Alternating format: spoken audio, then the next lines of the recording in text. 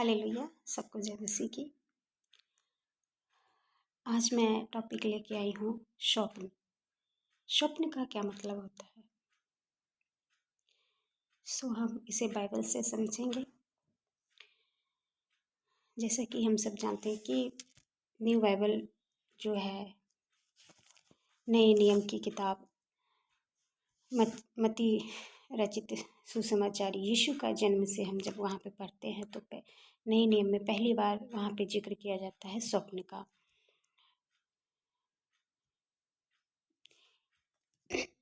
यीशु मसीह का जन्म इस प्रकार से हुआ कि जब उसकी माता मरियम की मंगनी यूसुफ के साथ हो गई तो उनके इकट्ठा होने से पहले ही वह पवित्र आत्मा की ओर से गर्भवती पाई गई। अतः उसके पति यूसुफ ने, जो धर्मी था, उसे बदनाम करना नहीं चाहता था, उसे चुपके से त्याग देने का विचार किया।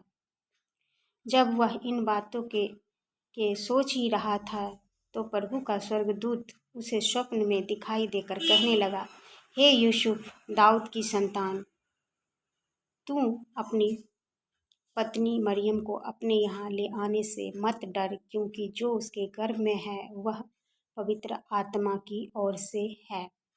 वह पुत्र जनेगी और तू उसका नाम यीशु रखना, क्योंकि वह अपने लोगों का उनके पापों से उद्धार करेगा। हालेलुया। हमने देखा कि जब माँ मरियम पवित्र आत्मा से गर्भवती हुई, अपनी शादी से पहले, उनकी अभी शादी नहीं हुई थी, मंगनी हुई थी और वो गर्भवती पाई गई। तो जिनसे उनका मंगनी हुआ था, उन्होंने सोचा कि जो अच्छे इंसान होते हैं ना, किसी की इंसल्ट करके खुश नहीं होते, उन्हें दूसरों के इंसल्ट से पहले सोचना होता है। तो ये धर्मी थे, परमेश्वर को मानने वाले थे, और इन्होंने कहा कि मैं किसी कुंवारी लड़की का मैं क्यों बदनामी करूं, मैं उसे चुपचाप से छोड़ दूंगा और मैं उसे बदनाम नहीं करना चाहता। ऐसा उनके मन में चल रहा था। और वो जब सोए तो परमेश्वर के स्वर्गदूत ने उन्हें स्वप्न में कहा कि यूसुफ, तू जो सोच रहा है ना, वो तू गलत सोच रहा है। मरियम पवित्र आत्मा से गर्भवती है, कोई उसने बदचलन का काम नहीं किया है, और तू उसे अपने घर में लाने से इनकार मत कर, तू उसे अपने घर ले आ। ये वचन हमें सिखाता है कि अगर वो धर्मी नहीं होता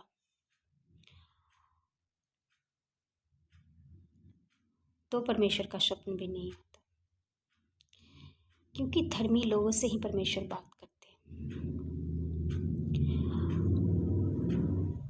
और उन्हें स्वप्न में गाइड किया परमेश्वर ने और कहा कि ये तुम गलत सोच रहे हो, उसे ले आओ। हमने यहाँ देखा और उन्हें यकीन हुआ। आप प्रभु में बढ़ोगे तो आपको स्वप्न और स्वप्न में फर्क समझ में आएगा। एक जो होता है संसारिक स्वप्न होता है, एक होता है दुष्ट आत्मा की तरफ से स्वप्न होता है, और एक हमें परमेश्वर भी स्वप्न में गाइड करता है। स्वप्न में गाइड करता है। जब हम रात को सो रहे थे, परमेश्वर हमसे बातें करता है, सपने राही, दर्शन राही।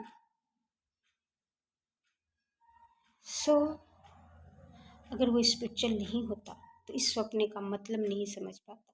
जैसे कि बहुत सारे लोग अपने रात के सपने को उठते हैं और उसे लाइट लेते हैं, कुछ उस पर मेडिटेशन नहीं करते, उस पर ध्यान नहीं देते हैं।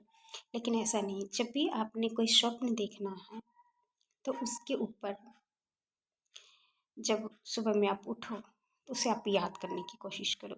अगर सारा याद है तो फिर तो कोई याद करने की ज़रूरत नहीं, लेकिन नहीं है याद तो उसको याद करने की कोशिश करो कि क्या आपने स्वप्न देखा, और उस पर ध्यान लगाओ कि क्या ये स्वप्न परमेश्वर की तरफ से था या शैतानी था, या ये मेरी 3 तरह के स्वप्न होते हैं। एक तो परमेश्वर देते हैं, एक शैतानी होता है, एक हमारी लाइफ में जो उथल पुथल चल रहा था, जो भी कुछ हम सारा दिन में स्ट्रगल करते, कहीं गए, कहीं कुछ खाया, कहीं से कुछ इस तरह से जगह पे गए तो उस तरह की बातें हमारे ब्रेन में घूम रही होती है। तो हमें परखना है कि कौन सी स्वप्न हमें आया है, और परमेश्वर हमें गाइड करते हैं।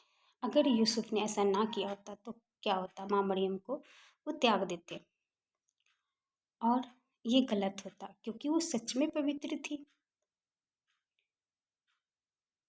और ऐसा करने से इनको और पाप लगता, क्योंकि हम झूठा दोष किसी पे नहीं लगा सकते हैं, और उनकी बदनामी होनी थी। सो परमेश्वर प्लानिंग से सब कुछ करते हैं। सो आप अगर परमेश्वर में चलोगे तो आपको स्पिरिचुअल सपने आएंगे।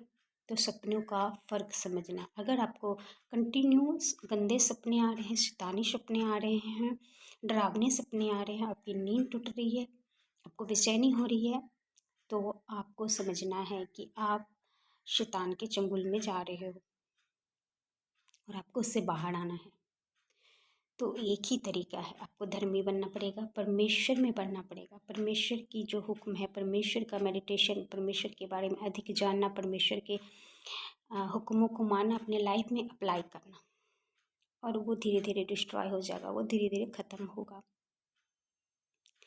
जब हमें स्पिरिचुअल सपने आते हैं तो इसका गुड बेनिफिट होता है, और जब हमें शैतानी सपने आते हैं तो इसका बैड इफेक्ट हमारे लाइफ पे पड़ता है, रियल में पड़ता है, हमारे जीवन में, हमारी फैमिली के जीवन में, बच्चों के जीवन में, आसपास माहौल में, फैमिली में टोटल पड़ता है। सो हमें सपने को लाइट नहीं लेना चाहिए। अगर हमारी दौड़ धूप के सपने हैं तो ठीक है, हम उसे इग्नोर कर सकते हैं कि ठीक है, हमने ज़्यादा सोचा इस बारे में, प्लानिंग की, इसलिए रात को मुझे ऐसा सपना आ गया। लेकिन परमेश्वर भी आपसे सपने में बात करता है, तो आपको समझना है परमेश्वर आपको गाइड करेगा। परमेश्वर की बात करने के बहुत सारे तरीके, हजारों तरीके हैं, और उसमें से एक स्वप्न भी है। परमेश्वर स्वप्न के द्वारा भी अपने लोगों से बात करता है, और जिस तरह यूसुफ से किया, और यूसुफ उनको अपने घर ले आए शादी करके। सो परमेश्वर ने उनको ब्लेस किया। आगे भी बहुत सारे स्वप्न हैं। सो आपने अपने लाइफ में ध्यान देना है कि आपको किस तरह के सपने आते हैं। ठीक है, अगर आपके शैतानी आते हैं तो आप परमेश्वर की तरफ मुड़ो और आप बढ़ते जाओ, प्रेयर करो, प्रेयर करवाओ, और आप उससे छुटकारा पाओगे। नहीं तो वो धीरे धीरे जकड़ता जकड़ता वो अपनी तरफ आपको ले जाएगा, और वो हमारा दोस्त नहीं है, वो हमारा दोस्त नहीं है, उससे हमसे कोई प्यार नहीं है। शैतान हमारा दोस्त नहीं है, परमेश्वर हमारा दोस्त है।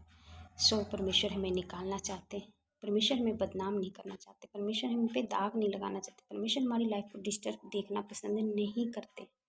सो God bless you. I hope so. अगर आपको ऐसे कोई सपने आते हैं तो अगर आप मेरे चैनल से जुड़े हैं तो आप कमेंट में बात करो। आप अगर ग्रुप्स में हो तो आप भी मुझे व्हाट्सएप पे अपना मैसेज सेंड करो, अपने सपने को बताया करो, क्योंकि सपने का मतलब होता है। कुछ सपने आप खुद सुलझा लोगे, कुछ सपने का मतलब आपको समझ में नहीं आएगा। सो आप पूछ सकते हो कि सपने का क्या मतलब है। अगर जो मुझे समझ में आएगा तो मैं ज़रूर आपको गाइड करूँगी, अगर नहीं तो मैं परमेश्वर से बात करूँगी। समय लगेगा, सब सपने का हल उसी वक्त नहीं होता। सो परमेश्वर आपको बुद्धि दे, आप परमेश्वर में बढ़ो। God bless you. So thank you so much.